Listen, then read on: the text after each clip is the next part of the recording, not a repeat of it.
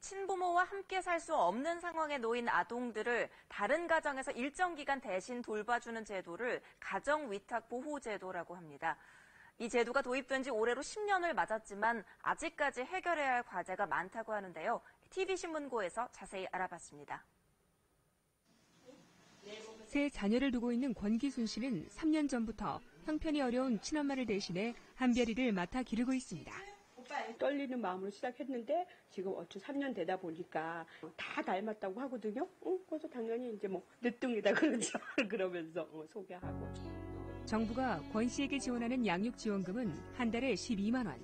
아이를 기르기엔 턱없이 부족한 금액입니다. 많이 초과는 하지만 그래도 그거 다 우리 키우는 엄마의 몫이고 키우는 가정의 몫이니까 그거 다 저희 가정에서 다 진짜 부담을 하면서 키우고 있습니다. 가정위탁보호제도는 가족 해체 등으로 부모가 직접 키울 수 없는 만 18세 미만의 아동을 위탁 부모가 가정에서 양육하는 제도로 2003년부터 시작돼 시행 10년에 접어들었습니다. 문제는 지원금이 적다 보니 혈연 관계가 아닌데도 아이를 대신 키워주는 일반 가정 위탁이 전체 위탁 가정의 채 10%도 되지 않습니다. 현실적인 물가를 감안해 봤을 때는 그게 현실적으로 좀 맞지 않는 금액이기 때문에 위탁 가정들에서는 이제 좀 어려움을 얘기를 하고 또 저희들은 그거를 많이 반영을 하고 싶긴 하지만 현재 예산이 책정된 가운데서 지급을 하고 있기 때문에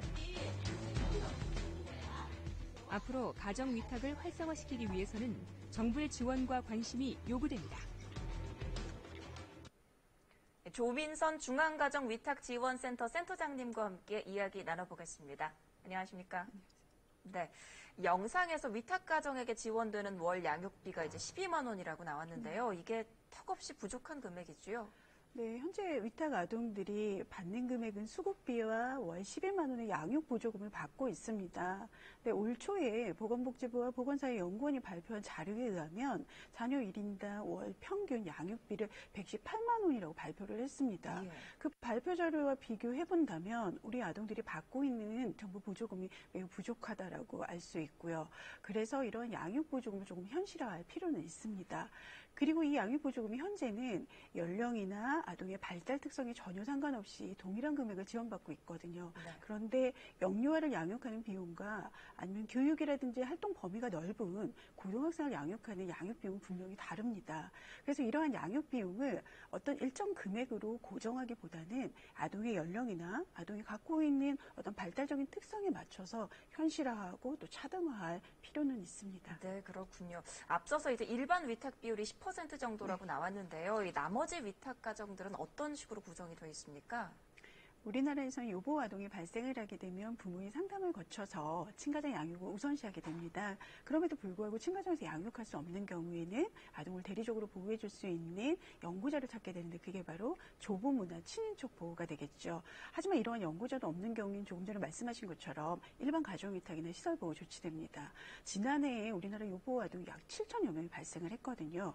그중에 약 33%, 한 2,300여 명의 아동들이 가정위탁 보호 조치되었고요. 그중에 90% 이상이 그 조부모나 친척 가정위탁이 되고 있고 나머지 10%만이 일반 가정위탁에서 보호받고 있습니다. 그렇군요. 그러면 이런 가정위탁 제도가 활성화돼야 하는 이유는 뭐라고 보십니까? 아동의 행복은 사실 가정에서 시작을 합니다. 예. 모든 아동들이 친가정에서 친부모와 살 때 가장 행복하죠. 하지만 이렇게 친가정에서 살 수 없는 경우에는 최소한 아동에게 가정과 같은 환경을 제공해 줄 필요가 있습니다. 특히 영유아 같은 경우에는 안정적인 애착 형성이라든지 아동들이 개별적으로 갖고 있는 욕구의 충족은 아동의 인지 정서 발달뿐 아니라 이 다음에 성장을 해서도 아동의 사회적인 어떤 관계를 형성하는 데 있어서 매우 중요한 영향을 미칠 수 있거든요. 그래서 정부에서도 만 2세 미만의 아동에 대해서는 가정보호를 우선시하라고 권고를 하고 있습니다. 네. 또한 아동들이 가정에서 성장하다 보면 올바른 가족의 상을 모델링할 수도 있고요. 그리고 친가정에서 받은 상처라든지 부정적인 경험을 치유할 수 있는 기회도 제공받을 수 있습니다. 이런 많은 의미에서 아동에게 있어서의 가정보호는 건강한 성장뿐 아니라 올바른 인격 형성에도 매우 도움이 될 수 있다고 할 수 있죠. 네, 오늘 말씀 잘 들었습니다. 고맙습니다. 네.